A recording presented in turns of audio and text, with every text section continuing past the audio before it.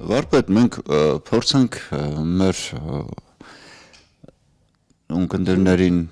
ներկայացնել այսօրվա ձեր զգացողությունները եւ որպես արվեստագետ, եւ որպես Հայաստանի քաղաքացի։ Երբ որ Յակուլովի ցուցահանդեսը կազմակերպեցինք եւ բացեցինք Տրետյակովսկի գալերեան, ինձ հրավիրեցին պարոն Ցերեթելիի մոտ։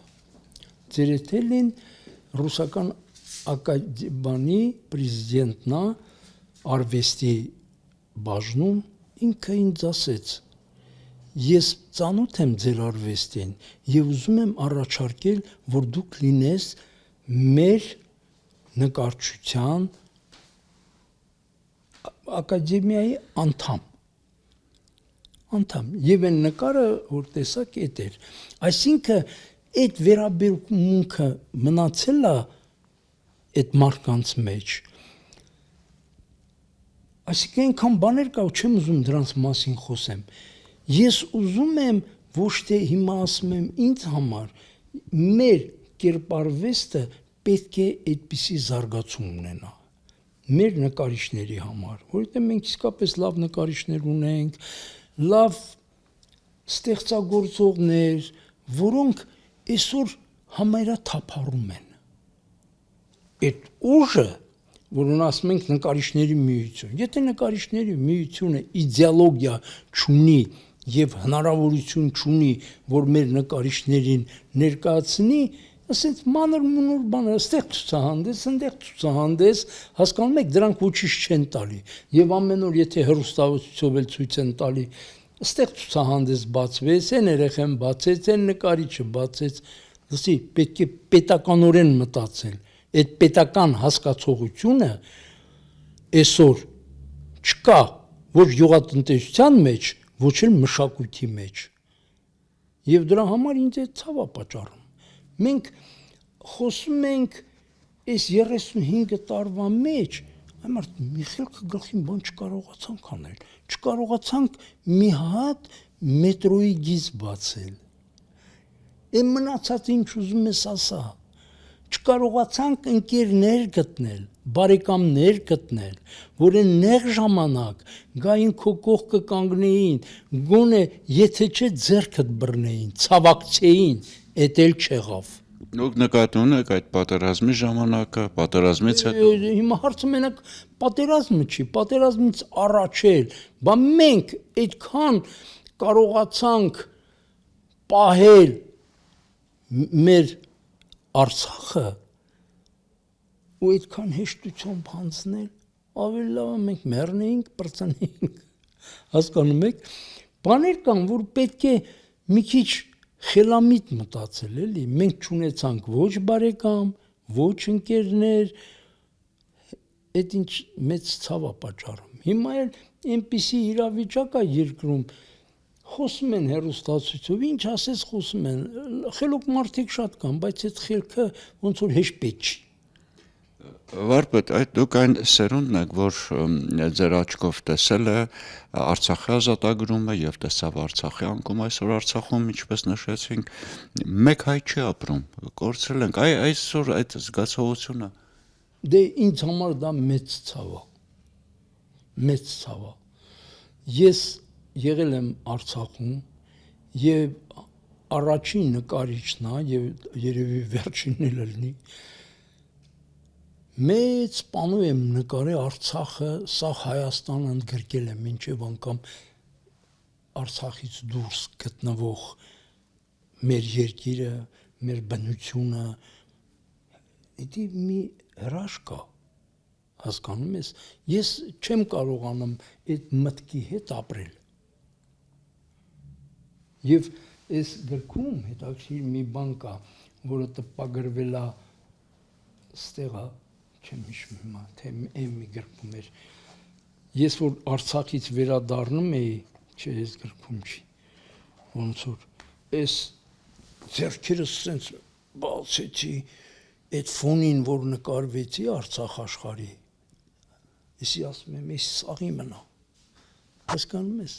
դե հիմա ոնց կարանք ապրենք, հիմա 10 տարի կապրեմ, 5 տարի կապրեմ, էական չի, բայց պատմական բանով որ ես նայում եմ, սկսած Վանից, սկսած Ղարսից, Էրզրումից, այդ ամեն ինչը ես մեծ մասամբ մեղադրում եմ մեծ պետություններին, որ նրանք չկարողացան մեր կողքը կանգնել։ Մի փոքր ժողովրդի կողք պատմական հասկանում ես, ինձ համար դա ցավ է պատճառում։ Մենք այսօր էլ այն նույն բանով ենք, ոնց որ 100 տարի առաջ, 200 տարի առաջ։ Ասես չի կարելի, ասես չպիտի շարունակվի։ Իսկ ինչ պետք է անենք, որ չշարունակվի։ Մենք պետք է հասկանանք, այս փոքր ժողովուրդները պետք է լինեն մի մեծ պետության հովանու ներքո։ Չես կարա դու ոչինչ անես։ Այսօր տեսնում եք ինչ ձևի պատերազմը գնում Իսրայելի, Ամերիկայի, Իրանի հետ։ Այս ինչ է ընկերներ։ Այս ինչ աշխարհամաս է։ Այս ինչ են ուզում։ Սա նավթի կռիվ է։ Այն ժամանակ էլ եղել նավթի կռիվ, թե չէ մեր Բաքուն կարար ըլներ Հայաստանի մայրաքաղաք։ Դուք հովանու ներքո ասլով նկատում լավ դաշնակիցներ ունենայինք, որոնց հետ կարողանայինք սերտ համագործակցել անեինք, բարեկամություն անեինք, ընկերություն անեինք։ Ախր չի կարելի, մենք չենք կարա, այս ախետ մի փոքր Արցախն էլ Իսկ այսօր ոչ մի ընկեր չունենք, ինչպես ոչ մի ընկեր քիչ առաջ չունենք։ նշեցիք, Արբետ դուք ասացիք, տեղեր նշեցիք Վան եւ այլն, նաեւ Կիլիկիա, մենք ունենք Կիլիկիայի մանրանկարչություն, կերպարվեստում գիտենք եւ Մատենադարանի ձեռագրերն են այդպես նկարազարդված եւ մենք բայց այսօր կա մի միտում, որ հրաժարվում ենք պատմականությունից, պատմությունից։ Դա ծիծաղելի է, այլ այդ մասին որ մենք խոսում ենք, ինձ թվում է մենք իմաստուն ազգ չենք։ Իմաստուն ազգ չենք։ Դες բան չկա։ Ես մի բան գիտեմ, որ մեծ արվեստը ամեն ինչը զարգանում է պետություն ունենալու մեջ։ Առաջի հերթին պետք է լինի պետություն, որպեսզի ամեն բնակավարները զարգացում ապրեն։ Եվ այսօր չունենք այդ պետությունը։ Չունենք։ Նայեք, եթե այդպես որ մենք նայում ենք, ինչ պիտի անենք Մատենադարանի ձեռագրերը, եթե այդ իրական Հայաստանի մեջ չի տա, այդ մանրանկարչությունը ուղարկենք Թուրքիա, ուր ուղարկենք, ասենք մերը չի իրական Հայաստանի մեջ չի տեղավորում, եկեք մի հատ հասկանանք, էլի, մշակույթի առումով հասկանանք այդ պատմականության, այդ իրական Հայաստանում տեղավորում է որ պատմական մշակույթը։ Մատենադարանը երբ է կառուցվել։ Մատենադարանի շենքը կառուցվել է Չէ, ընդհանրապես Մատենադարան հասկացողությունը Հայաստանում, Երևանում կառուցվել է այդ 50 քանի թվին։ Կառուցվել է։ Հետո երկրորդ մասնաճյուղ կառուցվեց։ Դա մասնաճյուղ կառուցվել։ Մեր ակադեմիան, մեր համալսարանը, այդ ամեն ինչը կառուցվել է մի ժամանակաշրջան։ Այդ ժամանակաշրջանը պետք է շարունակվի։ Նոր մի քիչ առաջ ասեցի, այս 30 քանի տարվա մեջ մի հատ համերգասրահ չի բացվել։ Հասկանում ես, ծիծաղելի է, երբ որ այսօր նայում ես Ղազախստանը օպերային շենք է կառուցել, մի հրաշալի, մենք էլ կարող էինք, չէ՞, մի հատ նենց համերգասրահ, կամ մի հատ նենց թանգարան։ Ես միշտ երբ եղել եմ պատկերասրահի տնօրեն, գտել եմ, որ չի համապատասխանում մեր մշակույթի զարգացման, մեր արվեստագետների բարձր մակարդակը, մեր այսօրվա ազգային պատկերասը փոքր մի շենք, հա, որը 4 թանգարաններ միացրած է իրան։ Այդ քիչ էր, հիմա էլ ֆիլհարմոնիան է Արնո Բաբաջանյանի միացել։ Սա է խնդիրը, որ եթե մենք պատմականությունից ուրեմն պատմական մշակույթից էլ ենք հրաժարվում, պատմական մշակույթը Մատենադարանի մանրանկարչությունը ձեռագրերում որ կան, նարեկացին եւ այլն ոնց վարվենք, էլ եկեք մի հատ փորձենք հասկանալ, մեզ ինչ են պարտադրում։ Մեզ պետություն է պետք։ Պետք է լինի նորմալ զարգացած պետություն։ Թեկուզ չգիտեմ մի ուժ պետք է մեջ։ Այո, որ իր պատմական արժեքներին տեր լինի, իր մշակույթին տեր լինի։ Նա քեզ տերը լինի։ մեր ժողովրդին տերը լինի։ Կիլիկյան մանրանկարչությանը տեր լինի, այդ դպրոցին կամ մյուսին կամ Չկա ոչ մի լուրջ բան 35 տարվա մեջ ես չեմ տեսել։ Եթե հրաժարվում ենք, ուրեմն պիտի նաև դրանից հրաժարվենք, չէ՞ որ դա Չէ, պիտի առնչություն աղերս չունի։ խելոք լնենք, որ կարողանանք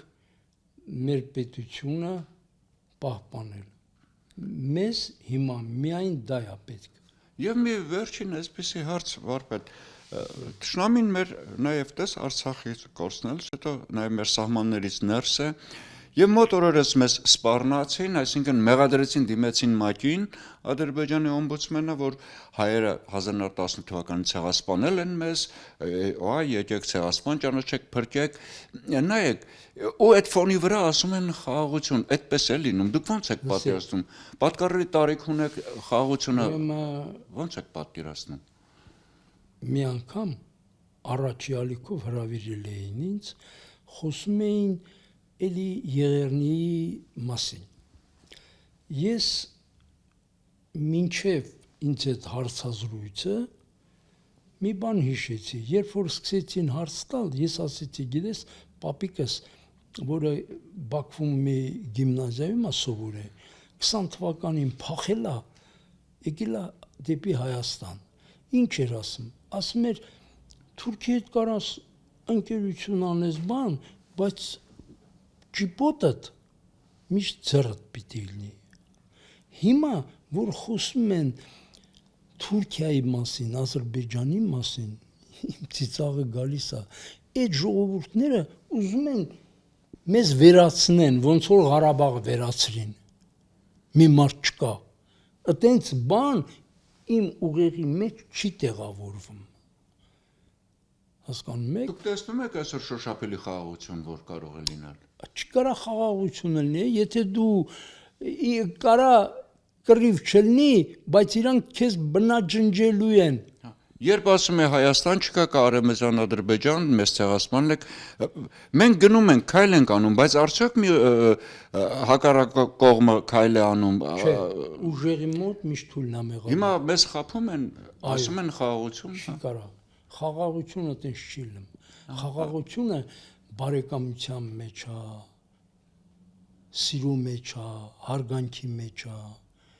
Խաղաղությունը մենակ կրակելու մեջ չի։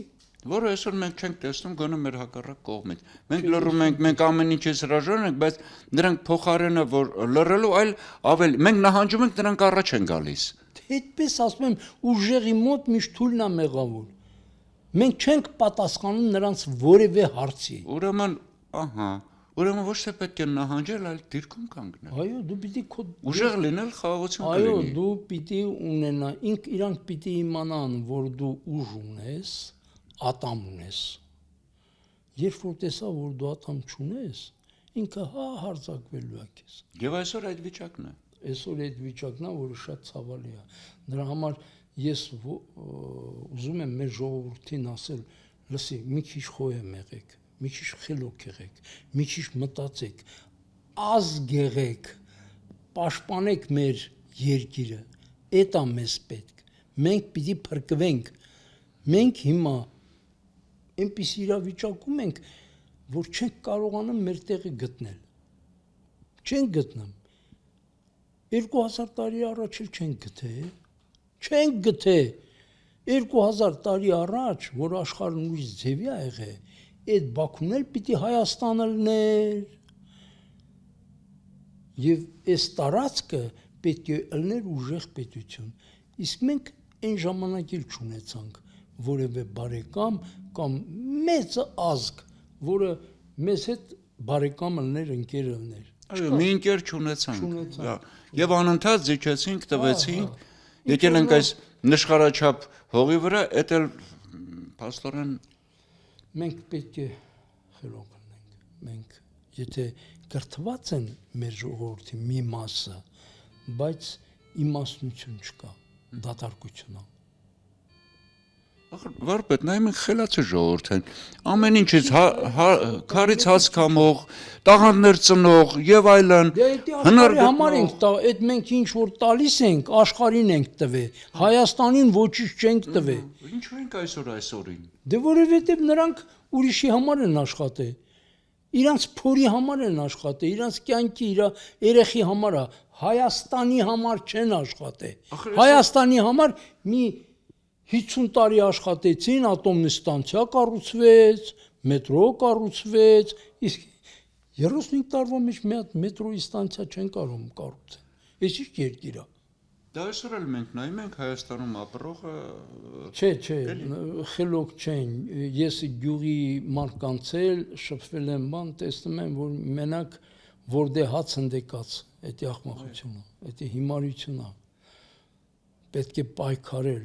Ես մեկ նժդեի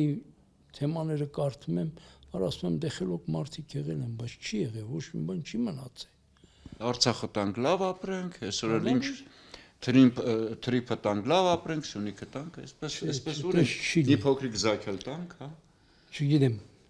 չեմ կարող հասկանամ եւ ինձ համար սա մեծ ցավ է։ Ես ստեղծագործում եմ, լավ է, որ ես կարողանում եմ